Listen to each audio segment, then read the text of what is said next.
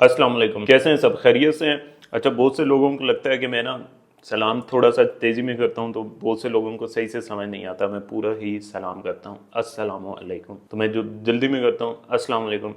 अच्छा, बहरहाल जो टॉपिक है वो आपने टाइटल पे देख लिया होगा। ये बेसिक की जो एक पूरी सीरीज़ चली आ रही है उसी की एक सीरीज़ है और काफ़ी इंपॉर्टेंट है। उसकी रीज़न ये है कि इस एक ही वीडियो में आपको ऑलमोस्ट 1 2 3 4 5 6 स्ट्रेटजीज़ के मतलब मिलेगा। ये 6 स्ट्रेटजीज़ वो हैं, टॉप की स्ट्रेटजीज़ आप कह लें कि सबसे ज़्यादा ये यूज़ होती हैं ट्रेड करने के लिए। और ये किस तरह से यूज़ करती हैं उनकी भी बेसिक्स और रूल्स और सारी चीज़ें मैं इंशाल्लाह से बताऊंगा।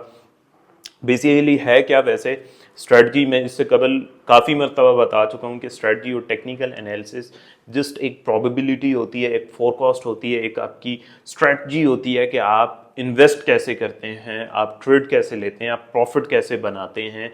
ये एक चीज़ होती है। जैसे किसी भी बिजनेस में होता है कि कोई भी एक बड़ा बिजनेसमैन होता है, या जितने भी ये रियल इस्टेट के बिजनेसमैन हैं या टेक के बिजनेसमैन हैं या इस तरह से जो भी बड़े बिजनेसमैन हैं, उनकी स्ट्रेटजीज होती हैं।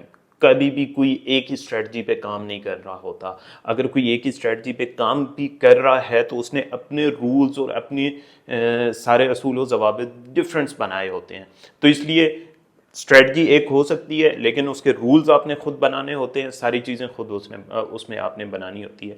तो यहाँ पे बेसिकली हम जो चीज़ पढ़ेंगे वो ये पढ़ेंगे कि स्ट्रेटजी में बेसिकली क्या होता है, कि जिसको देखकर उस स्ट्रेटजी पर जो लोग ट्रेड कर रहे हैं वो लोग बेसिकली क्या देखते हैं। तो हमारे पास यहाँ पर जो स्ट्रेटजीज मौजूद हैं, price action, moving average, VSA, SMC, liquidity concept, RSI और ब्रेकआउट स्ट्रेटजी। ये 7 स्ट्रेटजीज हो गई। ये वो स्ट्रेटजीज हैं जो बहुत ज़्यादा ट्रेड की जाती हैं। रिटेल सेक्टर में भी बहुत ज़्यादा ट्रेड की जाती हैं, बल्कि आप कह लें कि जो सेक्टर है स्मार्ट मनी का, या जो कैपिटलिस्ट हैं, बड़ी बड़ी कंपनीज हैं, बैंक्स हैं, वो भी इसको देखकर ट्रेड करते हैं, चाहे वो स्विंग ट्रेडिंग हो चाहे वो डे ट्रेडिंग हो। अब इसमें सबसे पहले प्राइस एक्शन पे आ जाएं। बेसिकली प्राइस एक्शन को कहा जाता है कि ये मदर ऑफ स्ट्रेटजीज है। प्राइस एक्शन बेसिकली, इसको प्राइस एक्शन क्यों कहा जाता है? आप ये बिल्कुल साइड पर देख रहे होंगे कि ये प्राइस आपको लिखी आ रही है, ये गोल्ड का चार्ट है और ये साइड पर प्राइस आपको लिखी आ रही है, और ये यहाँ पर आपके सामने कैंडल्स मौजूद हैं। अब इसमें बेसिकली होता क्या है, एक्चुअली होता क्या है कि प्राइस को प्लस कैंडल्स की जो मूवमेंट है, जो क्लोजिंग हो रही है, कहाँ पे क्लोजिंग हो रही है, किस तरह से हो रही है, इसको देखकर सिंपल, दैट्स इट, सिंपल इसको देखकर ट्रेड की जाती है। उसमें कुछ चीज़ें डेवलप की गई हैं। मतलब प्राइस सेक्शन में सबसे जो इम्पोर्टेंट है ना, वो कैंडल्स आ जाती हैं। कैंडल्स क्या, कि कैंडल्स की शेप किस तरह से बन रही है, कैंडल क्लोज कहाँ पर हो रही हैं, और ये सारी चीज़ें फिर प्राइस सेक्शन में फर्दर मैं आपको बताता हूँ। कैंडल क्लोजिंग इसमें देखी जाती है, जिन्हें कैंडलिस्टिक पैटर्न्स भी कहा जाता है, कैंडल क्लोजिंग भी आप कह सकते हैं। इस पर वीडियो कंप्लीट मौजूद है मेरे चैनल पे, आप लोग देख सकते हैं। ट्रेंड लाइंस आप देख सकते हैं। ट्रेंड लाइंस के अलावा इसमें पैटर्न, ट्रेंड लाइन पैटर्न्स होते हैं बहुत ज़्यादा, ट्रेंड लाइंस पैटर्न्स, ठीक है, जिन्हें आप बीरिश फ्लैग कहते हैं, बुलिश फ्लैग कहते हैं। इसी तरह के बहुत से डिसेंडिंग चैनल्स होते हैं और इस तरह के बहुत से चैनल्स बन रहे होते हैं, वो भी मैं आपको बताता हूँ अभी। अब ये candle, trend lines, trend line patterns, ये सारे पूरे पूरे टॉपिक्स हैं, ठीक है। इन पर कुछ पर, बल्कि सब पर वीडियोस पड़ी हुई हैं मेरे चैनल में। ट्रेंड लाइन पर क्या होता है कि ट्रेंड लाइन एक लगाई जाती है कि फ़र्ज़ करें यहाँ से मार्केट ऊपर जा रही है, उसमें बॉडी या विक को, ट्रेंड लाइन को टेस्ट करना चाहिए, और जब तीसरी मरतबा उसको टेस्ट करने आती है तो वहाँ पे बेसिकली इसमें ट्रेड एग्जीक्यूट की जाती है ट्रेंड लाइन में। इसी तरह से कैंडल्स क्या हैं, कैंडल्स में बुलिश इनगल्फिंग और बीरिश इनगल्फिंग, पिन बार और डॉजी कैंडल, ये सारी आपने चीज़ें देखी होंगी, ये सब काम करती हैं, लेकिन आपको अच्छी खासी प्रैक्टिस इसकी होनी चाहिए। जैसे ये देखें, यहाँ पे बुलिश इनगल्फिंग बनी है, तो यहाँ से फ़र्ज़ करें हम ट्रेड लेते हैं इस तरह से, तो ये हमें हमारी ट्रेड होगी। मतलब ये कि प्राइस सेक्शन में ये 3 चीज़ें देखी जाती हैं और ये इंपॉर्टेंट होती हैं। अब मूविंग एवरेज आ जाएं। मूविंग एवरेज एक इंडिकेटर है, ये आपको 100%, कभी भी 100% तो वो भी नहीं बता सकता, लेकिन मूविंग एवरेज एक इंडिकेटर है। इंडिकेटर पे जब भी आप ट्रेड कर रहे हो तो सिर्फ उसी पर आपने रिलाई नहीं करना, आपने उसके साथ कोई और चीज़ भी देखनी है, ये बहुत ज़्यादा ज़रूरी है। अब मूविंग एवरेजेस कितनी होती हैं, यहाँ पे सबसे पहले तो मैं आपको ले जाकर दिखाता हूँ कि सिंपल मूविंग एवरेज यूज़ करें, इसके अलावा मेरा नहीं ख्याल कि कोई आप यूज़ करें। सिंपल मूविंग एवरेज यूज़ करें और यहाँ पर ओपन हो जाएगी, उसकी सेटिंग में आपने जाना है और मैं आपको अभी यहाँ पर बताता हूँ कि आपने कौन कौन सी मूविंग एवरेज आप यूज़ कर सकते हैं। आप 8 या 9 मूविंग एवरेज यूज़ करें, ठीक है। अब फर्ज करें हम 8 मूविंग एवरेज यहाँ पर सिलेक्ट कर लेते हैं, ये ठीक है, ये हमने 8 मूविंग एवरेज यूज कर ली। अब इसमें बेसिकली यूज क्या किया जाता है, इसका यूज ये किया जाता है इसमें कि जब इसको क्रॉस कर जाती है मार्केट तो इसमें वो जो भी इसके ट्रेडर्स हैं वो इसको बाय सेल करते हैं। ये याद रखें कि ये अभी बेसिक्स हैं, जस्ट इनकी बुनियाद पर आपने डिसीजन नहीं करना। जब भी इसको मार्केट क्रॉस करती है उसमें कुछ रूल्स होते हैं, यही जो चीज़ मैं आपको बता रहा हूँ आप खुद भी इसको देखकर स्ट्रेटजी डेवलप कर सकते हैं। अच्छा, ये तो मैंने आपको बता दिया कि मूविंग एवरेज 8, इसके अलावा जो मेरी तरफ से रिकमेंडेड है मूविंग एवरेज 50, ठीक है, ये मूविंग एवरेज 50 हो गया।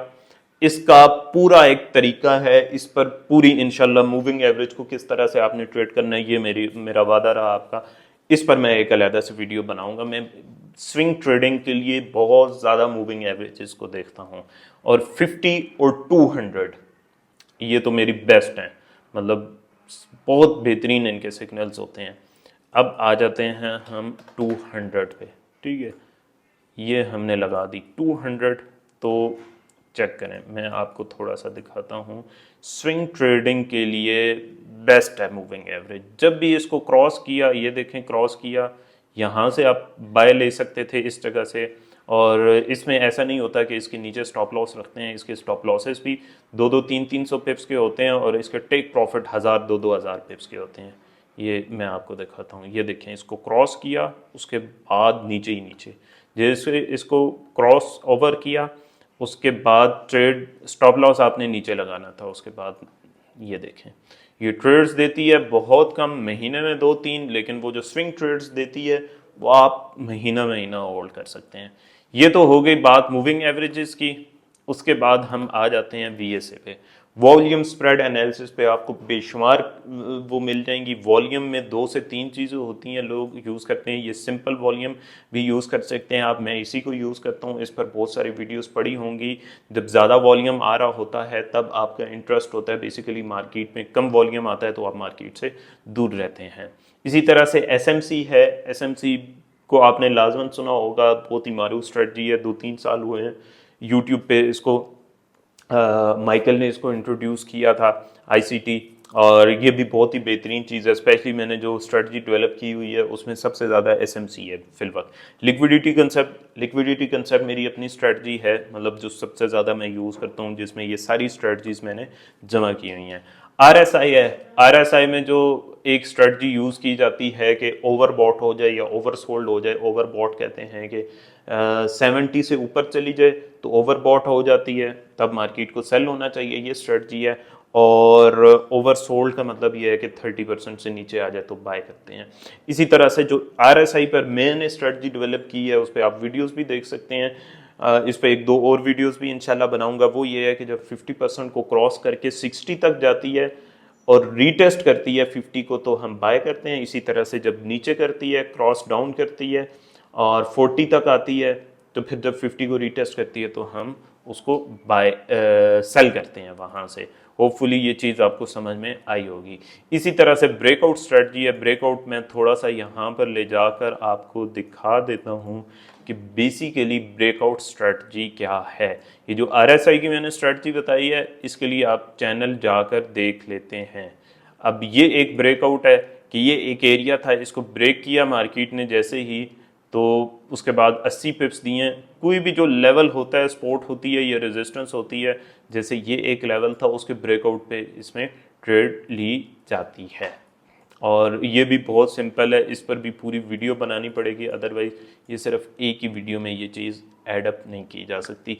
तो ये थी, फिर से मैं आपको बता रहा हूँ कि ये बेसिक्स हैं ताकि आपको पता चल जाए कि ये स्ट्रेटजीज़ हैं। आपने क्या करना है, इन सारी स्ट्रेटजीज़ को देखना है, समझना है, जो इनमें से समझ आती है उस पर ज़्यादा काम शुरू कर दें, ज़्यादा प्रैक्टिस शुरू कर दें, और मुझे दुआ में याद रखें, वीडियो को लाइक करें। अल्लाह हाफिज़।